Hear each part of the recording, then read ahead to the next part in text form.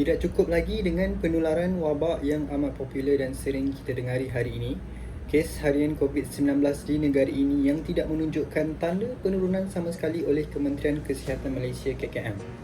Saudara, mereka yang terjejas ini mungkin adalah salah seorang daripada ibu bapa, keluarga, rakan mahupun saudara mara sendiri.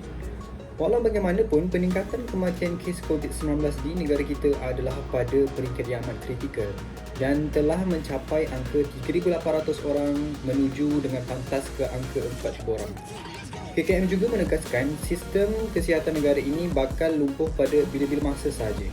Dan hari ini, negara berdepan pula dengan masalah sosial yang lebih membimbangkan negara ketika ini, iaitu lesbian, gay, bisexual, transseksual atau lebih dikenali masyarakat hari ini sebagai LGBT. Apakah anda tahu punca kebangkitan golongan ini dalam menerajui kebanggaan mereka terhadap apa yang dilakukan oleh golongan ini terutamanya di Malaysia? Mari ikuti saya. Assalamualaikum dan salam sejahtera. Nama saya Amirul Fazwan Zulkarnain, nombor matriks D2020109245 daripada Fakulti Pengurusan dan Ekonomi FB.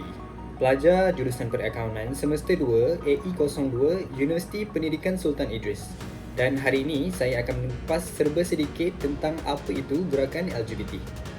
Sejak tahun 1990 lagi, singkatan ini telah menjadi sinonim dan kebiasaan terhadap arus perdana sebagai penetapan diri atau identiti mereka sendiri.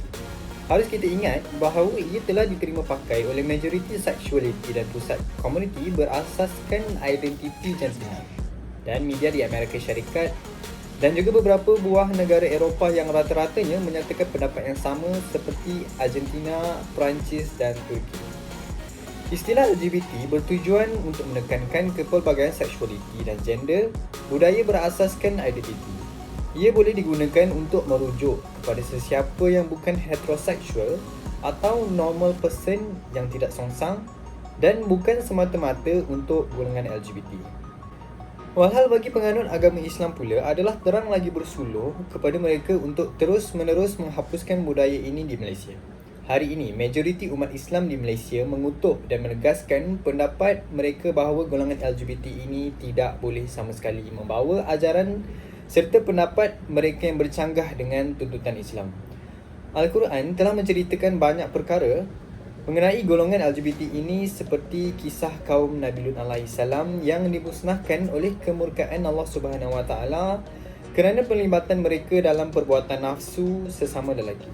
Tidak disebut sekalipun dalam Al-Quran bahawa pelaku homoseksual boleh dihukum mati.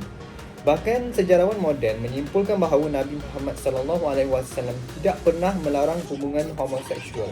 Tetapi baginda serta orang-orang sezaman pernah mengutuk golongan berkenaan. Ada beberapa koleksi hadis yang mengutuk perbuatan homoseksual dan transgender, menetapkan hukuman mati bagi kedua-dua pemberi dan penerima tindakan seksual sesamanya.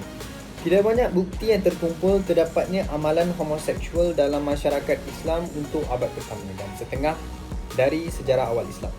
Namun, hubungan homoseksual lelaki adalah diketahui dan dijadikan bahan persendaan tetapi bukannya tidak disenangi di bumi Arab. Tema-tema homoerotik dan pederastik disemai dalam pelbagai jenis sastra lain yang ditulis dalam bahasa-bahasa utama dunia Islam dari abad ke-8 hingga ke era moden ini.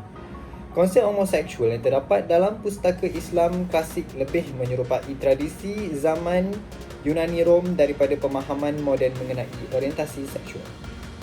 Dalam konteks Islam, perbuatan homoseksual adalah dilarang dalam perundangan Islam tradisional dan boleh dikenakan pelbagai hukuman bergantung kepada keadaan dan mazhab yang diikuti, termasuklah hukuman mati.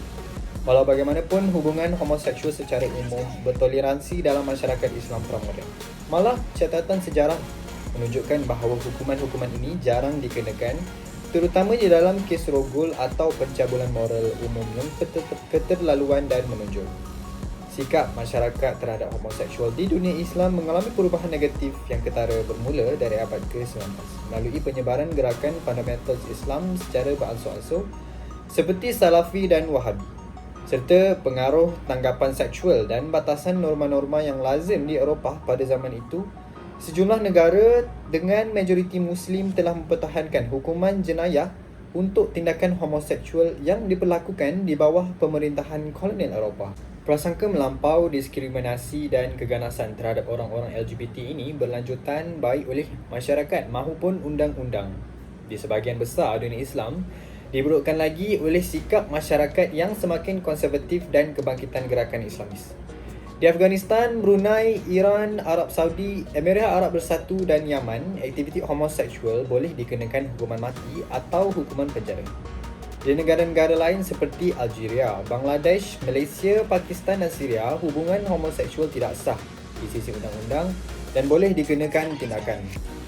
Hubungan seks sama jenis dibenarkan di Albania, Azerbaijan, Bahrain, Bosnia dan macam-macam lagi. Kebanyakan negara yang majoritinya Muslim serta Pertubuhan Kerjasama Islam OIC menentang tindakan-tindakan untuk memajukan hak LGBT di PBB. Menerusi Perhimpunan Agung maupun UNHRC, pada bulan Mei 2016, sekumpulan 51 negara majoriti Muslim menyekat 11 organisasi gay dan transgender daripada menghadiri mesyuarat tahap tinggi 2016 untuk menamatkan AIDS. Walau bagaimanapun, Albania dan Sierra Leone telah menandatangi deklarasi PBB yang menyokong pihak LGBT. Di Malaysia, komuniti LGBT ini bergerak secara perlahan dan penekanan yang halus digunakan oleh golongan ini untuk terus menghasut anak murid hari ini. Apa yang lebih membimbangkan ibu bapa adalah penularan ajaran LGBT ini di sekolah-sekolah, terutamanya di asrama penuh. Hari ini, ramai daripada pelajar-pelajar mengaku bahawa permulaan kehidupan songsang mereka bermula sejak di bangku persekolahan lagi. Sekolah yang sepatutnya dijadikan tempat untuk menimba ilmu pengetahuan, membentuk kepribadian soleh dan solehah yang telah meletakkan harapan yang tinggi terhadap ibu bapa dan masyarakat musnah akibat kegiatan tidak bermoral ini. Apatah lagi pelajar yang baru sahaja menjejakkan kaki mereka ke asrama penuh dan tidak mampu untuk melawan hanya mengikut kehendak nafsu pelajar-pelajar senior. Orang lesbian, gay, biseks dan transgender di Malaysia ini menghadapi cabaran undang-undang yang tidak dialami oleh penduduk bukan LGBT. Liwat adalah satu jenayah di negara ini dan sikap sosial terhadap komuniti LGBT ini dibentuk oleh Islam, agama rasmi persekutuan. Human Rights Watch menyatakan bahawa diskriminasi terhadap orang-orang lesbian, gay, bisexual dan transgender semakin meruncing di Malaysia. Suruhanjaya Tinjauan Pusat Penyelidikan 2013 menunjukkan bahawa 9% penduduk Malaysia percaya homoseksualiti harus diterima oleh masyarakat, manakala sebilangan 86% percaya ia tidak sepatutnya. Malaysia adalah salah satu daripada negara-negara Asia yang ditinjau dengan penerimaan kurang hanya di hadapan Indonesia dan Pakistan, masing-masingnya menyumbang 3% dan 2%. Bekas Perdana Menteri Najib Razak menyatakan bahawa pentadbirannya akan melakukan yang terbaik untuk menegakkan hak asasi manusia tetapi hanya dalam batas agama Islam. Dan Malaysia tidak dapat mempertahankan lebih banyak aspek hak asasi manusia yang melampau. Saudara, masyarakat Malaysia hari ini penuh dengan adab serta tata susila yang telah diajarkan oleh nenek moyang sejak zaman dahulu lagi. Maka kita harus mempertahankan bumi Malaysia daripada anasir-anasir buruk gejala tidak bermoral ini, walau satu dunia menyokong sekalipun. Semoga Malaysia sentiasa berada dalam keadaan yang makmur dan stabil dari segi sosial, politik dan ekonomi.